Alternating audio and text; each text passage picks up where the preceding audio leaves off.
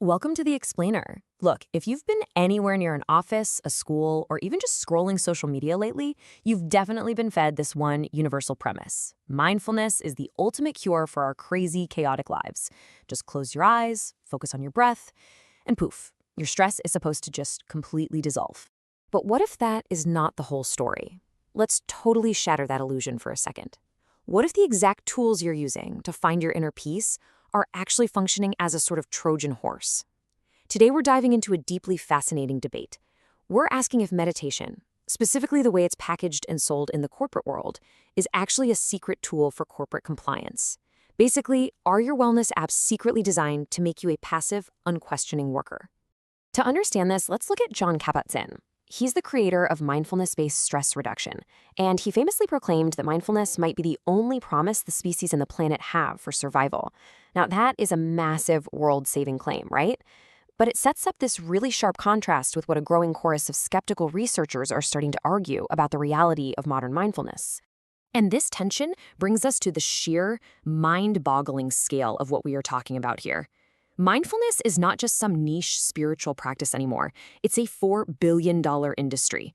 To put that into perspective, if you go on Amazon right now, there are over 100,000 books on the topic. It is a highly lucrative, massive global market. But that begs the question, what exactly happens when an ancient spiritual tradition gets turned into a multi-billion-dollar commodity?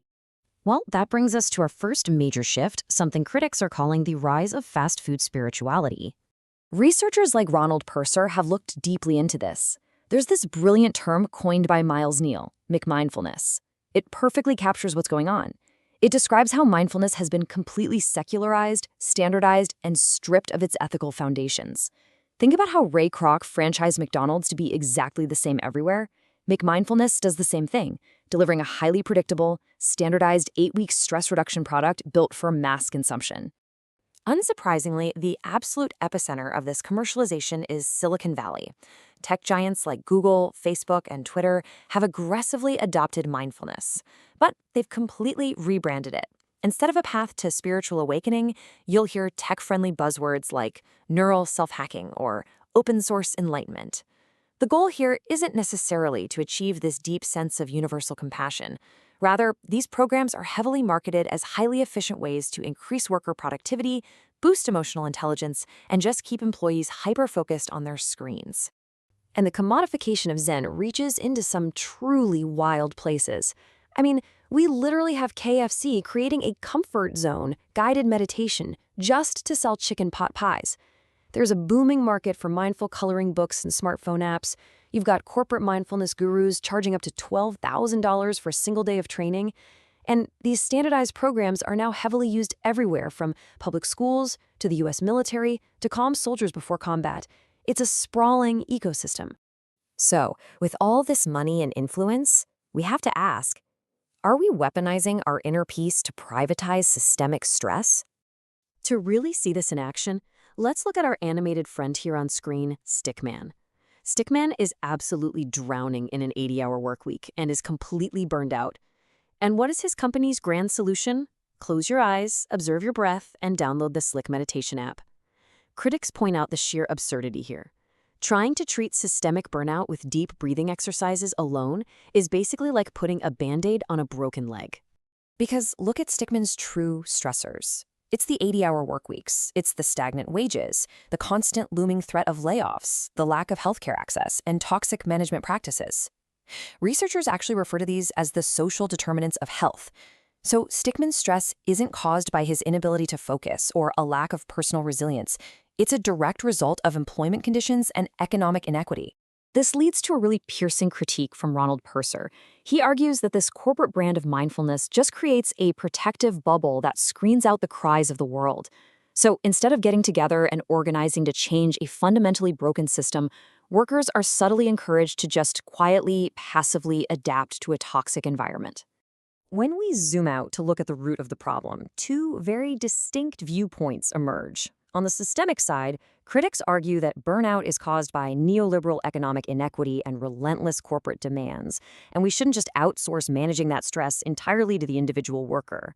But on the other side, Traditional mindfulness advocates label our distress as a thinking disease. They suggest that happiness is strictly an inside job, something you cure with present moment focus and resilience training. This brings us to a huge point of contention: the idea that ancient wisdom is being hijacked and stripped of its ethics.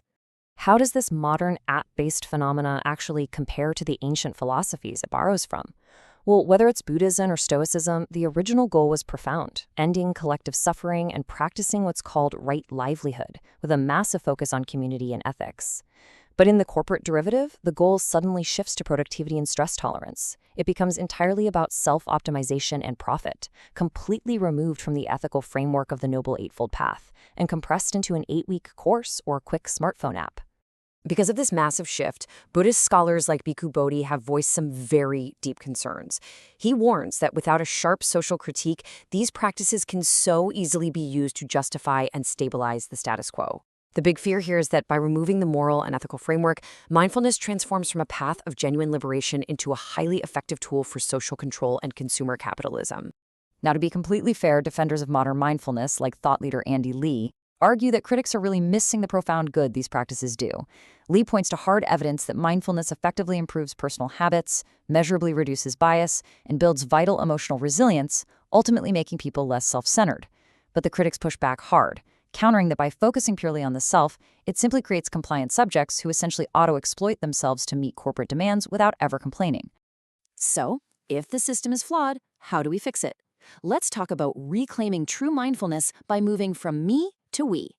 Where do we go from here? Well, one major framework proposed by the sources to break mindfulness out of its corporate shackles is called Buddhist economics. This is championed by legendary figures like E.F. Schumacher and Thich Nhat Hanh, and it flips the script entirely.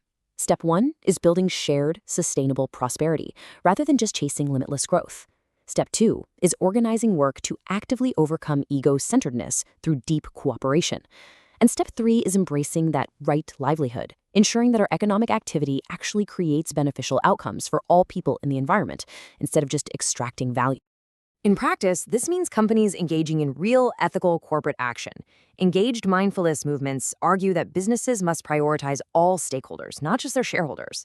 This requires adopting sustainable, circular economic models and, absolutely crucially, addressing the actual root causes of employee stress by paying living wages and ensuring healthy environments.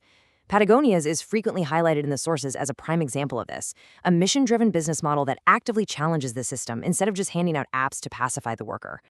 Which leaves us with this final, absolutely vital question to consider the very next time you open a meditation app or get invited to a corporate wellness seminar. Are your thoughts truly the problem, or is it the system around you? Mindfulness undoubtedly offers incredible personal benefits, but as our explainer today has shown, we really have to ask ourselves what we are being mindful of and whether inner peace is secretly being used as a substitute for systemic change. Thanks so much for joining me on this deep dive, and keep asking the big questions.